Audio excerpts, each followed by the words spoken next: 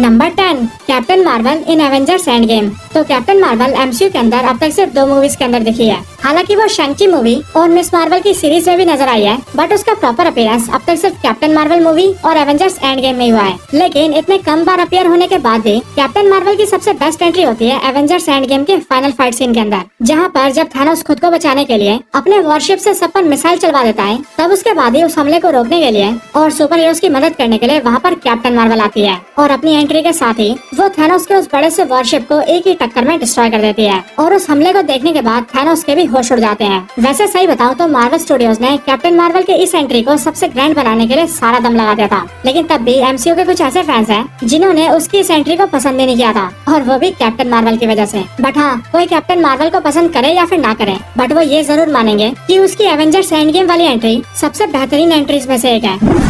Number 9 Quicksilver in X Men Apocalypse. Marvel Cinematic Universe का Quicksilver सबसे पहले अपीयर हुआ था एवेंजर्स एज ऑफ अल्ट्रॉन के अंदर, लेकिन इसी मूवी के फाइनल फाइट सीन के अंदर अल्ट्रॉन उसके ऊपर गोलियां बरसा के उसे मार भी देता है, और इसीलिए उस क्विकसिल्वर की तो हमें कोई खास एंट्री नहीं दिखती। लेकिन अगर हम बात करें एक्समैन के क्विकसिल्वर की, तो उसकी एंट्री बहुत कमाल की होती है। क्विकसिल्वर की स्पीड इतनी ज्यादा है कि जब वो एक्समैन एपोकलिप्स मूवी के अंदर अपीयर होता है या यूं कहूँ अपनी एंट्री मारता है, तब उसके सामने होने वाला ब्लास्ट उसके लिए बहुत स्लो होता है, क्योंकि एज ऑफ कोर्स उसकी स्पीड इतनी ज्यादा है, और फिर इसीलिए अपनी सुपर स्पीड का यूज करते हुए वो ज़ेवियर मैंशन में रहने वाले हर एक बच्चे की जान बचा लेता है, और इसीलिए क्विकसिल्वर की इस एंट्री की वजह से फैंस एक्समैन वाले क्विकसिल्वर को बहुत पसंद करते हैं। Number 8 Wonder Woman in Batman versus Superman Dawn of Justice. तो Superman versus Batman Dawn of Justice DC Extended Universe की सेकंड मूवी है, जो कि रिलीज हुई थी मैन ऑफ स्टील के बाद। और जैसा कि इस मूवी के नाम से पता चल रहा है, वैसे ही इस मूवी के अंदर बैटमैन और सुपरमैन आपस में लड़ते हैं। लेकिन इस मूवी के अंदर ट्विस्ट तब आता है जब सुपरमैन और बैटमैन के सामने डूम्सडे आता है, और वो डूम्सडे लिटरली इतना ज्यादा पावरफुल होता है कि उसके सामने सुपरमैन और बैटमैन दोनों मिलकर भी कुछ नहीं कर पा रहे थे। लेकिन जब उसी फाइट सीन के अंदर डूम्सडे सुपरमैन को ऑलमोस्ट खत्म ही करने जा रहा होता है, तभी वहाँ पर एंट्री होती है वंडर वुमन की, जो कि वहाँ पर आते ही सुपरमैन को बचा लेती है। ये एंट्री वंडर वुमन की डीसीयू के अंदर पहली एंट्री होती है। हालांकि वो दिखती तो पहले भी है, लेकिन प्रॉपर कॉस्ट्यूम में उसका अपीयरेंस यहाँ पर पहली बार होता है, और इसीलिए यहाँ पर इसका बैकग्राउंड म्यूजिक भी चलता है।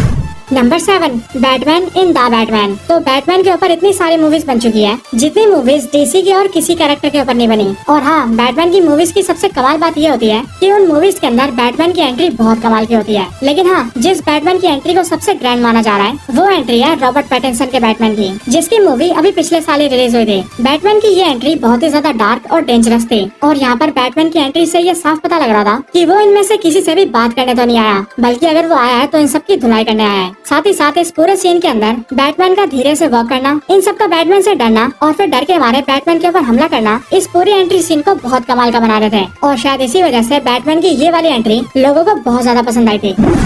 Number 6 captain America in Avengers infinity war. तो कैप्टन अमेरिका एवेंजर्स के लीडर हैं, और लीडर्स की एंट्री हमेशा ही ग्रैंड होती है। हालांकि Captain America Civil War movie तक भी कैप्टन की कोई खास एंट्री नहीं थी, लेकिन ये सिनेरियो पूरी तरह से बदल गया एवेंजर्स इन्फिनिटी वॉर के अंदर, क्योंकि जब इस सीन के अंदर ब्लैक ऑर्डर आर्मी वांडा और विजन के ऊपर भारी पड़ रहे होते हैं और उन दोनों को ऑलमोस्ट खत्म ही करने वाले होते हैं, तभी उस टाइम पर वहाँ पर एंट्री होती है कैप्टन अमेरिका की, जो की उन दोनों के लिए एक उम्मीद बनकर आते हैं। और ये उम्मीद इन दोनों के चेहरों पर दिखती है, क्योंकि जैसे ये दोनों कैप्टन अमेरिका को देखते हैं, वैसे ही वांडा और विजन दोनों ये समझ जाते हैं कि अब उन्हें डरने की कोई जरूरत नहीं है। साथ ही साथ कैप्टन के इस एंट्री सीन के अंदर उनके साथ फैल्कन और ब्लैक विडो भी होते हैं, और ये तीनों मिलकर ब्लैक ऑर्डर आर्मी के मेंबर्स की छुट्टी कर देते हैं, और इन्हें इतना गिरा गिरा के मारते हैं कि इन सबको यहाँ से भागना पड़ जाता है।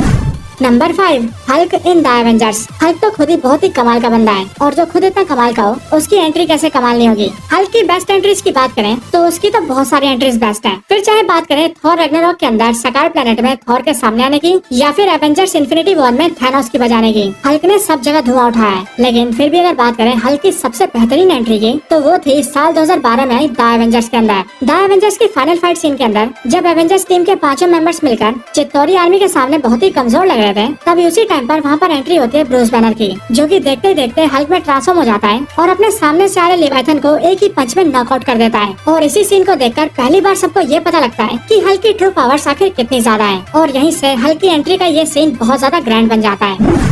Number 4 Superman in Zack Snyder Justice League and Black Adam. तो सुपरमैन की भी बहुत सारी एंट्रीज कमाल की हैं, लेकिन अगर इसकी भी सबसे कमाल एंट्रीज की बात करें तो वो एंट्रीज हैं जैक स्नाइडर जस्टिस लीग और ब्लैक एडम मूवीज हैं। Zack Snyder Justice League movie के अंदर जब स्टेपनवुल्फ साइबॉर्ग के ऊपर अटैक करने जा रहा होता है और बिल्कुल उस पर अटैक कर ही देता है, तभी उस अटैक के होने से पहले स्टेपनवुल्फ के वेपन के सामने सुपरमैन आ जाता है और जब स्टेपनवुल्फ का वो वेपन सुपरमैन पर जा लगता है तब उस अटैक से सुपरमैन हिलता तक नहीं है और फिर उसके बाद वो स्टेपनवुल्फ की ऐसी धुलाई करता है जैसी स्टेपनवुल्फ ने सोची ना होगी। लेकिन इसके साथ ही सुपरमैन की एक और एंट्री वाला सीन बहुत कमाल का है और ये एंट्री सीन आता है ब्लैक एडम मूवी के पोस्ट क्रेडिट सीन के अंदर, जहाँ पर जब ब्लैक एडम अमांडा वॉलर्स की स्क्रीन को डिस्ट्रॉय कर देता है तभी उसके धुएं के हटने के बाद वहाँ पर आता है सुपरमैन, जो कि वहाँ आते ब्लैक एडम से कहता है कि उसे उससे बात करनी है। वैसे ये सीन जितना ज्यादा देखने में सिंपल था, डीसी फैंस के लिए ये उतना ही ज्यादा डीप था, क्योंकि ये सीन एक बहुत बड़ा हिंट था सुपरमैन वर्सेस ब्लैक एडम के लिए। लेकिन अब क्योंकि डीसी रिबूट हो चुका है, इसीलिए अभी आने वाले कई सालों तक हमें फाइट बिल्कुल नहीं दिख सकती।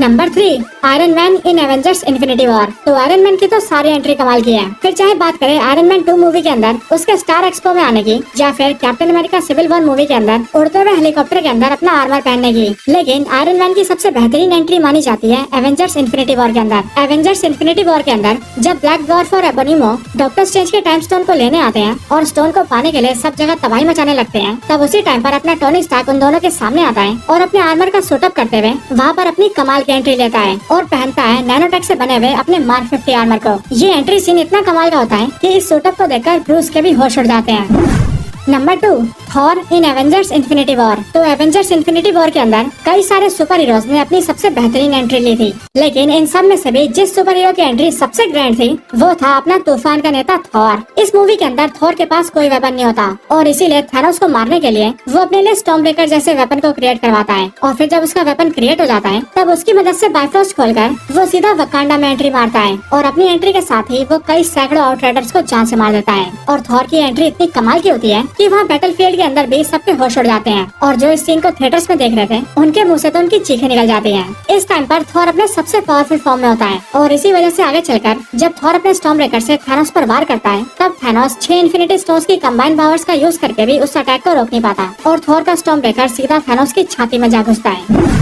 नंबर 1, स्पाइडरमैन इन स्पाइडरमैन नो वे होम। तो अब कोई माने या फिर ना माने, लेकिन स्पाइडरमैन नो वे होम के अंदर टॉबी मैगवायर और एंड्रू गारफील्ड के स्पाइडरमैन की एंट्री सबसे कमाल की एंट्री है, या फिर यूं कहें सबसे कमाल की सुपर हीरो एंट्री है। इस सीन के अंदर जब पीटर का दोस्त नेड डॉक्टर स्ट्रेंज के नकेल की मदद से एक पोर्टल खोलता है, तभी उस पोर्टल के अंदर से पहले एंड्रू गारफील्ड का स्पाइडरमैन बाहर आता है और फिर बाहर आता है टॉबी मैगवायर का स्पाइडरमैन। और इन दोनों का एंट्री वाला सीन इतना ग्रैंड होता है कि इस सीन को देखकर सारे फैंस अपनी सीटों पर खड़े हो जाते हैं।